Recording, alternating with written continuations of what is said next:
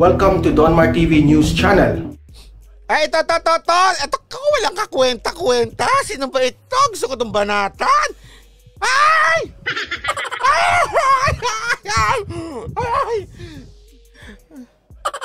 Kumaingay, may nagte-text na sa'yo. Ay, Lazada, darating na yung order mo. Okay, thank you very much. Ay, si Barry!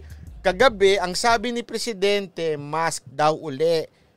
Para ngayon, vaccine na dapat ang pinamimigay. Dapat nag-move on na tayo dyan sa usapin ng contact tracing at pagbibigay ng mga mask. Given na dapat yan. Saan ba sila nakatira? Hindi ko maano. Nakatira ba sila sa Pluto? Meron pa bang Pluto ngayon? Parang wala na. Pluta. Ay, iba pala yun. Cherry May Clark, pag mamamatay na sa COVID, saka palang maniniwara, sorry is always the end. Okay, tama. Grabe ito tingnan mo kasi sinabi ni Pangulong Duterte, mask. Okay, bakit niya sinasabi yun? Kasi, ang sinasabi niya, habang wala pa, habang nag-aantay pa tayo sa vaccine, then alam naman natin, halimbawa nga etong Astra, alam niyo yung Astra, si Astra Boy. Ay, Astro Boy pala yun. Yung AstraZeneca. 'Di ba? Sa ibang bansa nagkakaroon ng side effects. Medyo pinatigil yung pagtuturok noon, 'di ba? Nababalitaan niyo 'yon. So ngayon, medyo pinakikiramdaman ng bansa natin kung itutuloy ba natin ito. Pinare-review ngayon. So talagang sabi ko nga, may problema ho. Hindi ho talaga 100% na masasabi nating safety na safety. Okay? May problema ho, May problema talaga. Ang nakikita ang mga tayo bilang bansa, susunod tayo kung ano yung sasabihin ng WHO. 'Di ba? So ganun ho tayo. Kung may problema, medyo tayo. Hindi natin ipipilit. Okay? So sa madaling salita, talaga naman merong kakulangan. Kahit nga nag-purchase na tayo, nag-purchase na tayo ng 30M ata yun. Na Novax ba yun na galing sa India? Kaya lang, sabi ko nga, delicates din yun Ethel, may out muna ako banat. Huwag mo naman akong iwan, madam. Pick upin ko muna anak ko, boy. May anak ka na? Hindi halata. Ang hindi mo. Joke lang. Hindi, di ba? Sa totoo lang, di ba, nag-purchase na nga tayo ng Novax ba yun? Sige, nag-purchase na tayo sa India. Meron na Kaya lang, wala pa hindi pa dumarating. So, anong sinabi ni Pangulong Duterte? Habang wala, mag-mask muna tayo. Tapos mga masamain nito, napakasira ulo rin, Wala naman sinabi si Pangulong Duterte, tigil na yung vaccine, mag-mask na lang muna tayo. Walang sinabing gano'n si Pangulo. Ang sinasabi ni Pangulong Duterte, wala pa, hindi pa dumarating nagkakaproblema pa tayo. Inaantay pa yung iba, may na-purchase na tayo. Pero mag-mask muna tayo. Pinapaalala lang niya. Diba? Shay Bunda, thank you po sa pagtugon sa email, sir. Salamat din po. Yun ang pinapaalala lang niya sa ating kababayan na wag ba kayo magpakapante. Wag muna kayo magbaging comfort. Relax. Wag muna kayo magpaka-relax. Wala pa yung vaccine sa atin, di pa dumarating kahit na dire-diretsong negosasyon. Wag muna kayo magpakapante at magtanggal ng mask. Sabi niya, kaya pinapaalala niya mask pa din. Tapos ito may masabi lang Tingnan mo na masira ulo rin itong tao na ito. Sa totoo lang Attorney Barry, yung tanong ko lang hindi mo naintindihan sinabi ni Pangulo? Na medyo wag lang tayo magpakapante at magmask muna tayo? Bakit mo ginagawan pa ng issue yun? Lahat na lang issue sa inyo. Ito, alam mo, Barry Gutierrez. Anyway, spokesperson ka naman ng OBP. Baka ito gusto mong gawing issue. Ito, issue sa akin ito. Ito ang talagang matinding issue. Ito. Yan ang matinding issue. Bakit? Look, BP Leni Robredo visited San Joaquin, Iloilo to oversee her. Kanino daw? Her! Kanino daw? Her! Ulitin natin. Kanino daw yon? Oversee her office community-based project. Kanino daw yung project? Kampante, ayun. Kampante, magpakampante. Pante. Kasi si Barry yung nakita ko. Pasensya na. Kanino daw itong project na ito? Tanungin ko kayo. Kayo ang sumagot. Kay BP Leni Huba o kay Pangulong Duterte? Sagot! Diba kay Leni Robredo? Bakit? Sabi niya, to oversee her office community-based project, among which was the installation of 224 toilet in town's 85 barangay during her visit. Okay.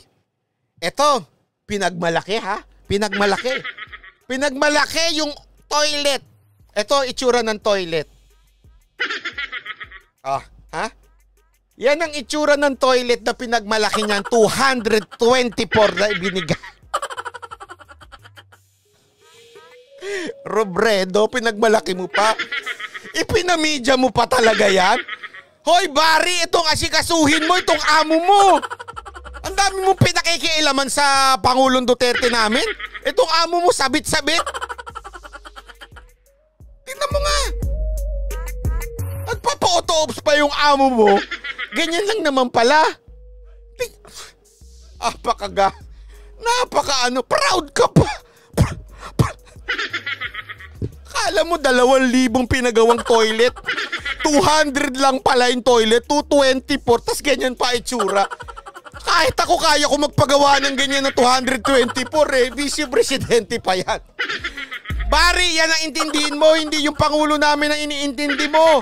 Sabit-sabit na yung amo mo. Ikaw, banat ka pa ng banat kay Pangulong Duterte. Hindi ka man nahihiya niyan?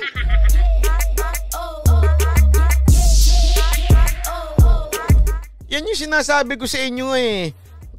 Liberal Party, yan yung sinasabi ko sa inyo. Huwag kayong banat ng banat. Kung hindi naman kayo magbibigay ng sapat na alternative. Ito alternative nyo. Alternative nyo pinagmalaki toilet. Anong kagaguhan yan? Ganyan toilet, tapos ipinamedya pa. Sabi ko, hindi, tingnan mo naman po. Kung ako may ganyang project, hindi ko na ipamimedya yan. Ipopost mo pa talaga sa media, ibibigay mo pa yung picture.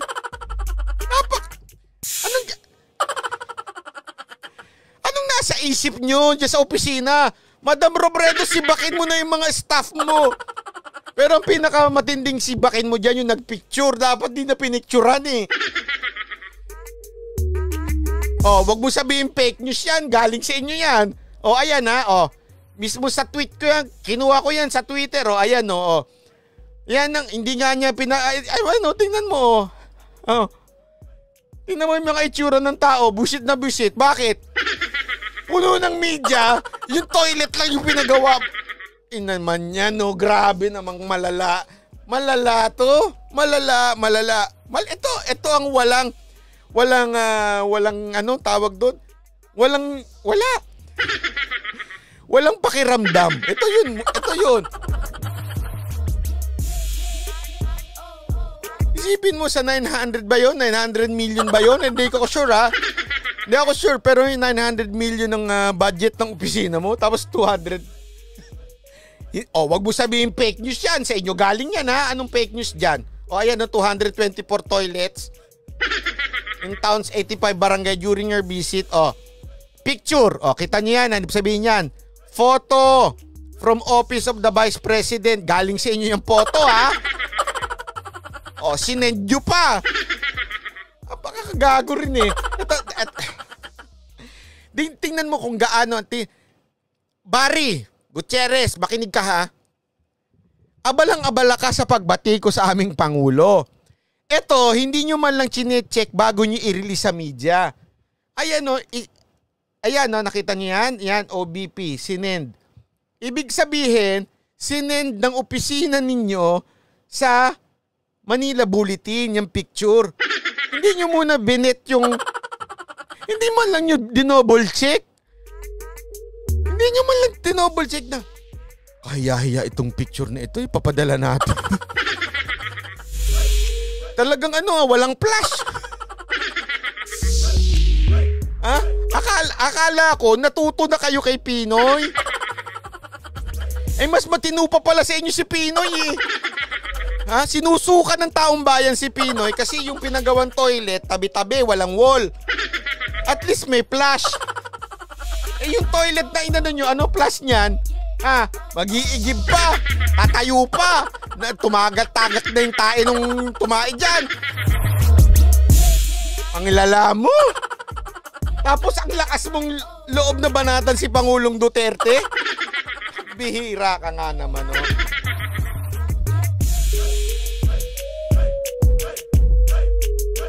Tapos expect mong gawin ka naming Pangulo?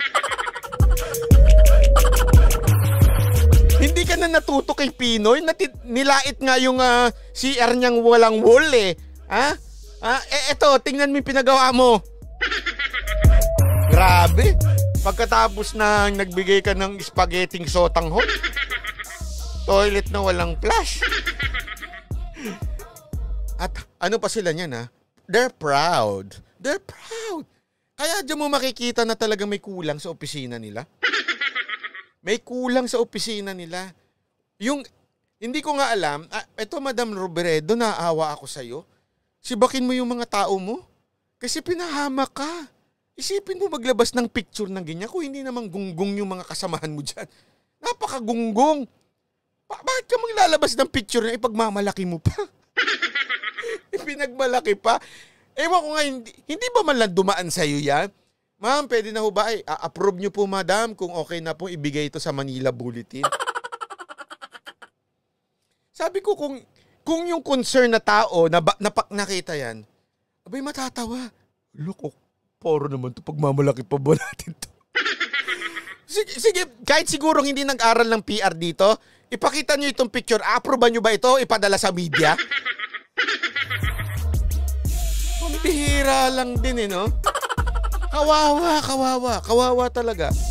Hindi ko alam kung may sumasabotahe kay Leni Robredo o talagang inapruban din ito ni Leni Robredo at talagang wala sa hulog. Tapos, ang lakas bumatikos. Doon ka maiinis. Ang lakas bumatikos na keso walang ginagawa ang gobyerno, keso palpak ang gobyerno, keso pamahalaan, palpak, keso itong ang lakas ng loob niyong bumatikos as ito ang alternative na solusyon sa buhay na ibibigay ninyo sa buhay ng mga Pilipino. Di ba kayo natatawa dyan? Lang yan toilet yan, no? Dali, gagawa muna ako ng thumbnail. Yan. Ito pala. Kasi isa-chap-chap ko ito eh. Kawawa naman ano? Grabe. Kaya kong tapatan yan eh. Bili lang ako ng ganyan. Grabe no? Ibang level tong si Robredo tsaka yung grupo niya. Ito ba yung Let Lenny Lead? Meron ba silang hashtag na Let Lenny Lead? Tapos ito yung wow! Let Lenny Lead? Tapos ito yung gagawin sa bayan natin? Hindi na. Hindi na lang. Ang layo naman sa ginagawa ng pamahalaan nating bil ngayon. Tapos ito, Let Lenny Lead. Bakit? Yun ang tanong, bakit? Let Lenny Lead, bakit? Demi Nordhagen. Mega shoutout to yung ba may sakit ng tiyan ko. Kasi totoo naman talaga eh. Ang lakas ng loob na mag-hashtag Let Lenny Lead. Ganyan. Ano ba naman kalokohan yan? Kapal ang mukha ninyo. Grabe kayo. No comment.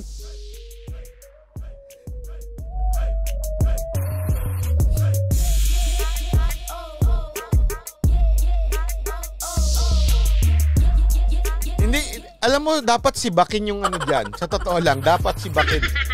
Mary's Channel, salamat po. Dapat talagang sibakin yung ano, yung nag-post niyan. Grabe.